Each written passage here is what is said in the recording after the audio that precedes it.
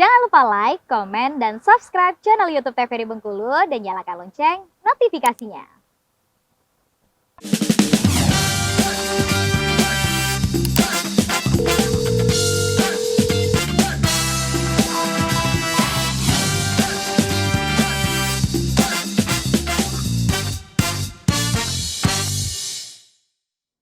Assalamualaikum warahmatullahi wabarakatuh, pemirsa TVRI Bengkulu. Salah satu penulis dari Amerika Serikat, Dennis Waitley, pernah mengatakan, waktu dan kesehatan adalah dua aset berharga yang tidak dikenali dan dihargai sampai dengan keduanya hilang. Maka sebelum waktu dan kesehatan kita hilang dari kehidupan, kita akan bincang-bincang lebih jauh dalam acara Dokter Kito bersama Kito Sehat. Bersama saya Pusu Siregar, tuan rumah Dokter Kito edisi hari ini yang mengangkat tema dan juga pembahasan berkenaan dengan penyakit Bell's palsy. Saya juga mengutip dari Alomedica yang mengatakan bahwa insidensi Bell's palsy sebesar 15 sampai dengan 30 kasus per 100.000 populasi. Artinya cukup besar kerentanannya, bahkan mungkin kita adalah salah satunya. Untuk itu kita sudah kehadiran dua narasumber di studio TVRI Bengkulu.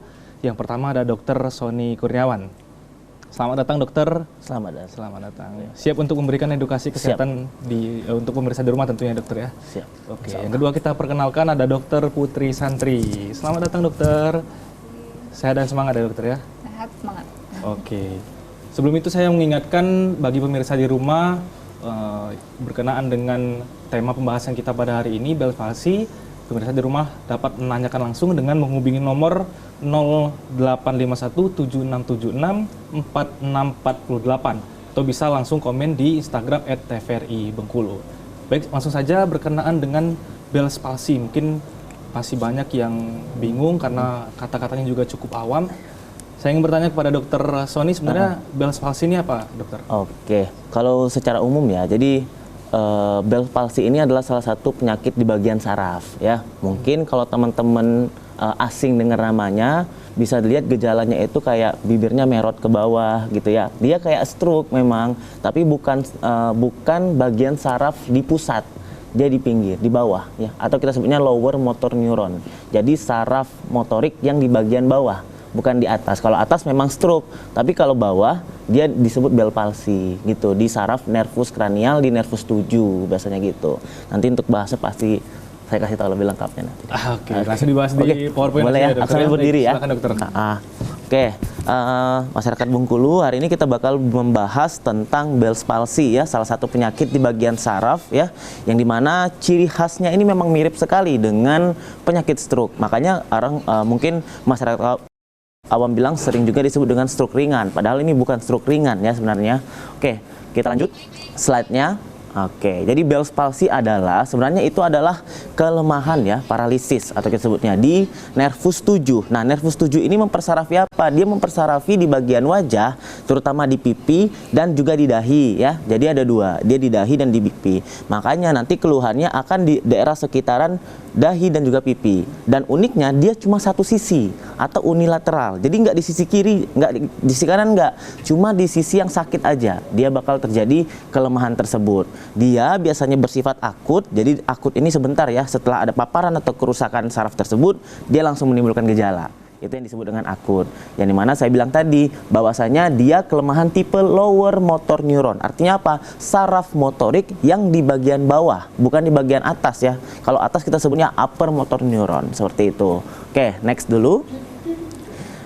Nah, ini penyebabnya apa aja? Oke, mungkin teman-teman sering nih kejadian simpel yang aku dapatin, salah satu kasusnya adalah ketika seorang bapak-bapak dia berangkat subuh-subuh nih, pagi hari, dia berangkat jam 4 ke kebun gitu kan.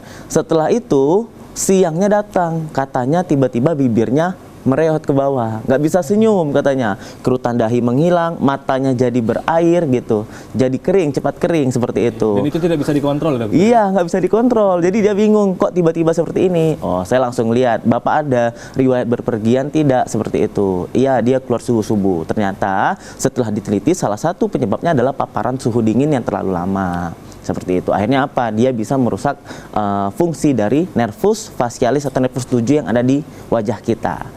Nah, salah satu penyebabnya lain apalagi? Virus. Nah, jadi virus ini salah satunya adalah virus cacar ya, virus varicella zoster atau HSP. Nah, gini. Jadi, orang-orang yang punya sistem imun rendah atau kita sebutnya dalam istilah medis itu imun compromise gitu. Jadi dia sistem imun rendah. Mungkin salah satu contohnya adalah pasien-pasien dengan HIV ya. Nah, itu adalah salah satu pasien yang punya imun rendah. Jadi, virus ini tuh memang ada di badan kita gitu. Varicella itu setelah pernah paparan gitu kan, dia bakal ada dorman ya kan. Kemudian setelah itu ketika imunnya rendah dia bakal nyerang lagi gitu. Nah, dengan pasien-pasien yang punya imunokompromis tadi dia akan lebih cepat penyebarannya. Dan salah satu kejadian yang dicurigai etiologi penyebab Bell's palsy ini adalah virus ini. Oke, yang kedua apa? Iskemik. Iskemik ini artinya kekurangan pasokan oksigen secara tiba-tiba. Jadi dia kurang, mati dia sarafnya seperti itu. Akhirnya apa? Selubung. Jadi saraf itu ada selubungnya ya, atau kita sebut dengan selubung mielin. Itu selubung yang melindungi saraf. Nah, itu yang bisa mengakibatkan terjadinya penekanan sehingga bisa menyebabkan hambatan di fungsi saraf. Yang ketiga itu adalah autoimun. Autoimun tuh fungsi imun yang menyerang dirinya sendiri. Dan yang terakhir idiopatik. Idiopatik ini adalah kejadian yang paling sering disebabkan Bell's palsy tidak diketahui. Tiba-tiba aja, secara tiba-tiba. Seperti saya tadi kasih contoh, ternyata setelah terkena paparan dingin, dia bisa mengakibatkan kejadian Bell's palsy tadi. Oke, kita next lagi. Ini untuk etiologinya secara umum ya. Nah, ini manifestasi klinis yang atau tanda dan gejala yang harus pemirsa ketahui. Yang pertama adalah apa? Saya bilang tadi, dia tipenya adalah lower motor neuron atau saraf motorik yang bagian bawah. Dia mengenai bagian dahi dan juga pipi dari pasien secara unilateral. Cuma satu sisi aja, sebelahnya sehat.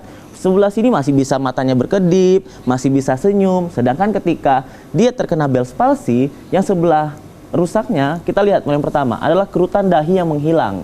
Jadi dia nggak bisa naikin alisnya, naikin itunya nggak bisa ya.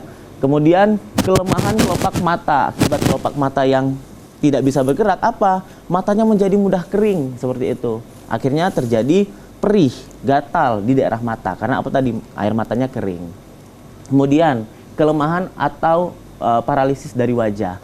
Yang mudahnya ceknya gimana? Suruh dia senyum. Pasti nggak bisa ya, atau suruh dia bersiul pasiennya juga nggak bisa karena apa tadi saya bilang yang sebelah sisi sakitnya nggak bisa digerakin. Dan yang paling kelihatan ini yang sering orang duga ini adalah penyakit stroke, kelemahan ujung mulut, mulut kering, perubahan sensasi pengecapan, jadi bibirnya mereot ke bawah gitu. Makanya orang sering bilang, wih ini terkena stroke ringan, padahal bukan ya. Tapi ini adalah salah satu penyakit yaitu Bell's palsy. Dia spesifik hanya mengenai salah satu nervus cranialis yaitu di nervus 7 atau yang mempersarapi wajah kita seperti itu.